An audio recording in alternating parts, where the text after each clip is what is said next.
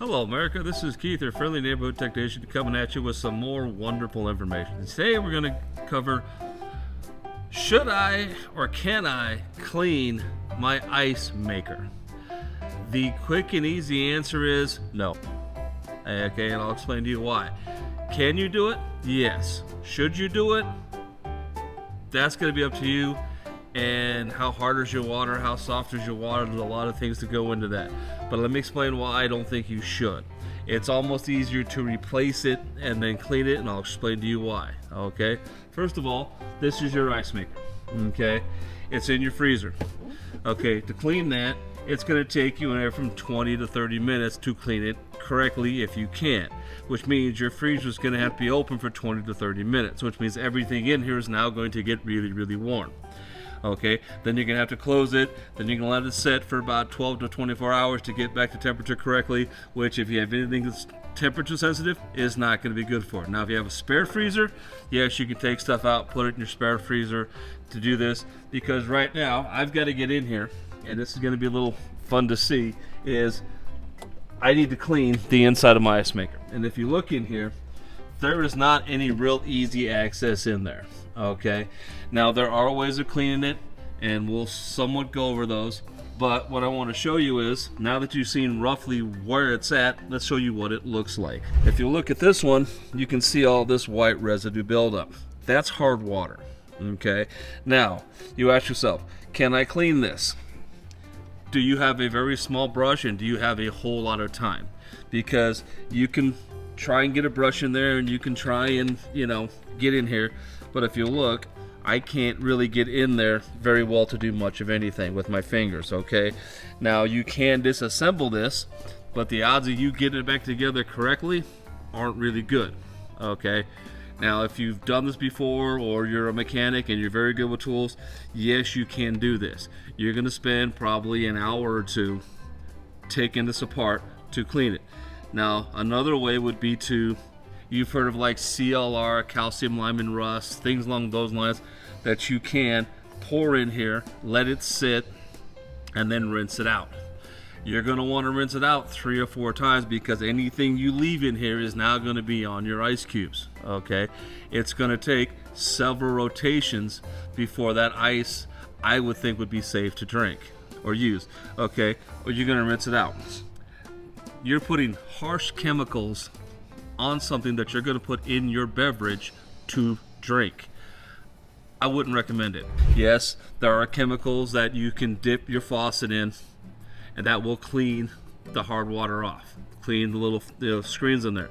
Okay, you rinse that off. You're going to spend time rinsing that off before you actually use it for anything. Now this, like I said, you put the chemicals in this, it will clean it. You want to be careful not to get any of this backside wet. Okay, because you really, really want to let it dry out, because you have electricity back here. When you have electricity and you have water, it will conduct electricity, which could possibly short something out. Ice will also conduct electricity, not as efficiently, but it will still conduct electricity. You want to be careful of that. So to be honest with you, I would not recommend trying to clean this. Okay, it's easier to go out and get a new ice maker and replace it.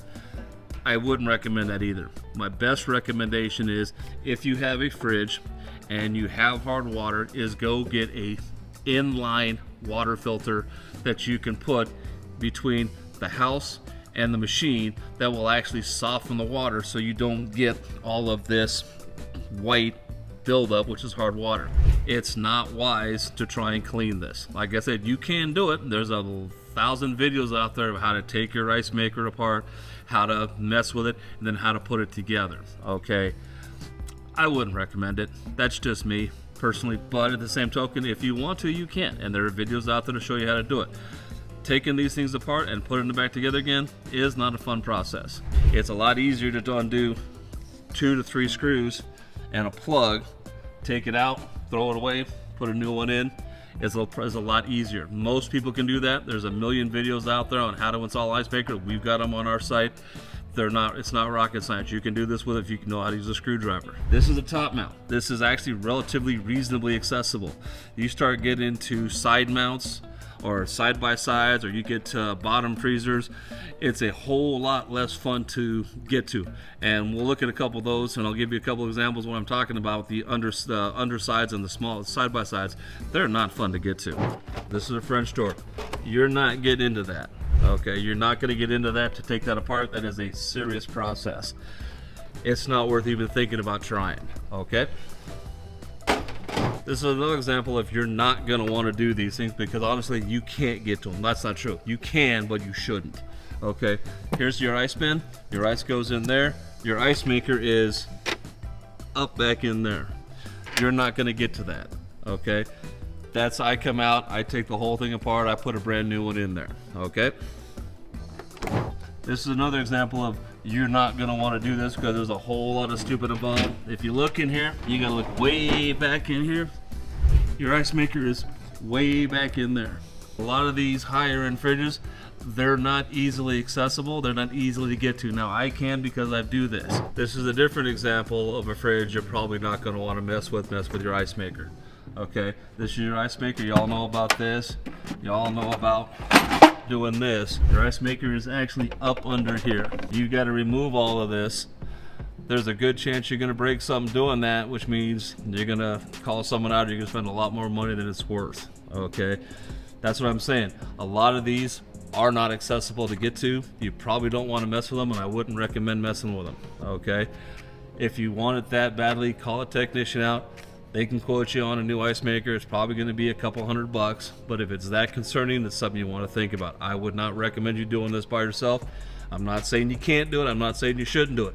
I just wouldn't recommend it, because there's a lot of things in here that if you break are going to be permanently broke, and then you have bigger future problems later.